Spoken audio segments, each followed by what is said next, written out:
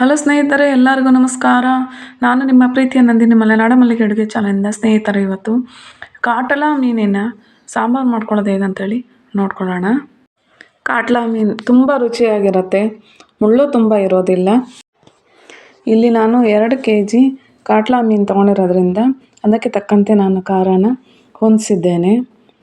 ಇಲ್ಲಿ ಈರುಳ್ಳಿ ಬೆಳ್ಳುಳ್ಳಿನ ತುಂಬ ಕಪ್ಪಾಗೋವರೆಗೂ ಸುಟ್ಕೊಳೋದೇನು ಬೇಡ. 2 ಗೆಡ್ಡೆ ಈರುಳ್ಳಿ, 2 ಗೆಡ್ಡೆ ಬೆಳ್ಳುಳ್ಳಿ, 1 ಬೌಲ್ ಕಾಯಿ ಸಾಕಾಗುತ್ತೆ, 2 ಇಂಚು ಶುಂಠಿ, 1 ಟೊಮೊಟೊ ಹಾಗೂ 1 ಹಿಡಿ ಕೊತ್ತಂಬರಿ ಸೊಪ್ಪನ್ನು ತೊಗೊಂಡಿದ್ದೇನೆ. ಇದನ್ನೆಲ್ಲ ಹಾಗೆ ಮಿಕ್ಸಿಗೆ ಹಾಕ್ಕೋಬೇಕು, ಇದನ್ನು ರುಬ್ಬೋದೇನು ಬೇಡ. 2 ಚಮಚ ಧನಿಯಾ ಪುಡಿ ತೊಗೊಂಡಿದ್ದೀನಿ, ಒಂದು ಸ್ವಲ್ಪ ಹುಣಸೆಹಣ್ಣು ತೊಗೊಂಡಿದ್ದೀನಿ. ಟೊಮೊಟೊ ಜಾಸ್ತಿ ತೊಗೊಂಡ್ರೆ ಹುಣಸೆಹಣ್ಣು ಜಾಸ್ತಿ ತೊಗೊಳೋದು ಬೇಡ. ನಾನಿಲ್ಲಿ ಬಳ್ಳಿ ಮೆಣಸಿನ್ಕಾಯಿನ ತೊಗೊಂಡಿದ್ದೀನಿ. ನೀವು ಖಾರದ ಬೇಕಂತ ಹೇಳಿದರೆ ಗುಂಟ್ನೂರನ್ನು ಹಾಕ್ಕೋಬೋದು. ಒಂದು 5 ಪೀಸ್ ಚಕ್ಕೆ ತೊಗೊಂಡಿದ್ದೀನಿ, 2 ಲವಂಗ ತೊಗೊಂಡಿದ್ದೀನಿ, 10 ಮೆಣಸು, 1 ಟೀ ಸ್ಪೂನ್ ಮೆಂತೆ, 2 ಟೀ ಸ್ಪೂನ್ ಜೀರಿಗೆ ಹಾಗೂ 1 ಟೀ ಸ್ಪೂನ್ ಗಸಗಸೆ ತೊಗೊಂಡಿದ್ದೀನಿ. ಇದು 2 kg ಇದೆ. ಕ್ಲೀನ್ ಮಾಡ್ಕೊಂಡು ಇಟ್ಕೊಂಡಿದ್ದೀನಿ ಕಾಟಲ ಮೀನನ್ನು. ಈ ಮೆಣಸಿನಕಾಯಿ ಹಾಗೂ ಈ ಜೀರಿಗೆ ಇದೇನಿದೆ ನಾವು ಅದನ್ನು ಹುರ್ಕೋಬೇಕಾಗತ್ತೆ ಅಷ್ಟೇ. ಧನಿಯಾನ ಹಾಕಿ ಹುರ್ಕೊಂಡ್ರೆ ತುಂಬ ಟೇಸ್ಟ್ ಆಗಿರುತ್ತೆ. ನಾನಿಲ್ಲಿ ಪುಡಿನ ತೊಗೊಂಡಿರೋದ್ರಿಂದ ಹುರ್ಕೊಳ್ತಾ ಇಲ್ಲ. ಸ್ಟವ್ ಆನ್ ಮಾಡಿಕೊಂಡು ಬಾಣಲೆ ಇಟ್ಕೊಂಡು ಶುದ್ಧವಾದ ಕೊಬ್ಬರಿ ಎಣ್ಣೆನ ಹಾಕ್ಕೊಳ್ಳೋಣ. ಚಳಿಗಾಲ ಇರೋದರಿಂದ ಕೊಬ್ಬರಿ ಎಣ್ಣೆ ಸ್ವಲ್ಪ ಗಟ್ಟಿಯಾಗಿದೆ. ಈಗ ಏನು ಪದಾರ್ಥಗಳನ್ನ ತೊಗೊಂಡಿದ್ವೋ ಅದನ್ನು ಜೀರಿಗೆ ಇದೆಲ್ಲ ಹುರ್ಕೊಳ್ಳೋಕೆ ಹಾಕ್ಕೊಳ್ಳೋಣ. ಹಾಗೂ ಮೆಣಸಿನ್ಕಾಯಿನ ಹಾಕ್ಕೊಳ್ಳೋಣ. ನೀವು ಗುಂಟ್ನೂರು ಮೆಣಸಿನ್ಕಾಯಿನೂ ಖಾರ ಬೇಕಂತ ಹೇಳಿದ್ರೆ ಹಾಕ್ಕೊಳ್ಬೋದು. ಕಲರ್ ಬೇಕಂತ ಹೇಳಿದರೆ ನೀವು ಬ್ಯಾಡಗಿ ಮೆಣಸಿನ್ಕಾಯಿನೂ ಹಾಕ್ಕೊಳ್ಬೋದು. ಈಗ ನೋಡಿ, ಇದು ಹಾರಿದೆ. ಈಗ ಇದನ್ನು ನಾವು ಮಿಕ್ಸಿ ಮಾಡ್ಕೊಳ್ಬೇಕಾಗತ್ತೆ. ಈಗ ಧನಿಯಾ ಪುಡಿ ಹಾಕ್ಕೊಳ್ಳೋಣ.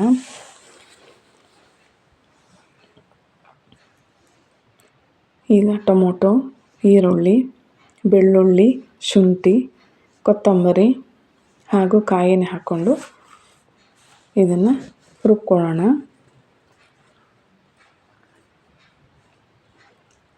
ಹುಣಸೆಹಣ್ಣು ಸಹ ಹಾಕ್ಕೊಳ್ಳೋಣ. ಈಗ ರುಬ್ಕೊಂಡಾಗಿದೆ. ಈಗ ಒಲೆಯ ಮೇಲೆ ಒಂದು ಪಾತ್ರೆನ ಇಟ್ಕೊಂಡ್ಬಿಟ್ಟು ಒಂದು ಸ್ವಲ್ಪ ಎಣ್ಣೆ ಹಾಕಿ ಅದಕ್ಕೊಂದು ಈರುಳ್ಳಿನ ಕಟ್ ಮಾಡಿ ಹಾಕ್ಕೊಳ್ಳೋಣ. ಅದೊಂದು ಸ್ವಲ್ಪ ಫ್ರೈ ಆಗಲಿ. ಅದು ಫ್ರೈ ಆದ ನಂತರ ನಾವು ಖಾರ ಏನು ತೊಗೊಂಡಿದ್ವಿ ಆ ಖಾರನ ಅದಕ್ಕೆ ಹಾಕ್ಬಿಟ್ಟು ಅದನ್ನು ಸ್ವಲ್ಪ ಫ್ರೈನ ಮಾಡೋಣ. ಸ್ನೇಹಿತರೆ, ಈ ಮೀನಿನ ಬಗ್ಗೆ ನಾನೊಂದು ಮಾತು ನಿಮಗೆ ಹೇಳಲೇಬೇಕು. ಈ ಮೀನಿನಲ್ಲಿ ಒಮೆಗಾ 3 ಅಂತೇಳಿ ಇರುತ್ತೆ. ಅದು ನಮ್ಮ ದೇಹಕ್ಕೆ ಬಹಳ ಒಳ್ಳೆಯದು. ಅದು ಬೇಕೇ ಬೇಕು. ಹಾಗಾಗಿ ನಾವು ಮೀನನ್ನು ಜಾಸ್ತಿ ಉಪಯೋಗಿಸೋದನ್ನ ಅಭ್ಯಾಸ ಮಾಡಿಕೊಂಡ್ರೆ ತುಂಬ ಒಳ್ಳೆಯದು. ಈಗ ನೋಡಿ, ಖಾರ ಹಾಕ್ಕೊಂಡಿದ್ದೀನಿ. ಖಾರ ಒಂದು ಸ್ವಲ್ಪ ಫ್ರೈ ಆಗಲಿ. ಫ್ರೈ ಆದ ನಂತರ ನಮಗೆ ಎಷ್ಟು ಬೇಕಷ್ಟು ನೀರು ಹಾಕ್ಕೊಳ್ಳೋಣ.